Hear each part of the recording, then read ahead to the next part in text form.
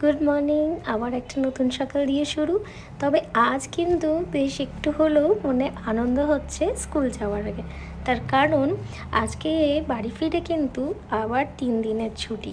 তো সেই আনন্দেই চটপট স্কুল চলে গিয়েছিলাম, সেখানে একটুখানি কাজ সেরে বাড়ি ফিরে আসা। আর বাড়ি ফিরে সেই আমার আজকে মা লক্ষ্মীর পুজোটা সেটা সেরে ফেলেছিলাম।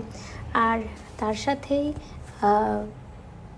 সন্ধেবেলাটা একটু নিজের মতন করে কাটাবো।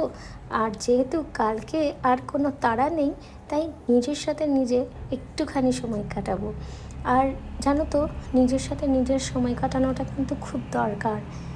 দিনের শেষে বা জীবনের শেষে আমরা সব থেকে বেশি প্রিয় বা দামি আমরা নিজেদের কাছেই হয়ে উঠি।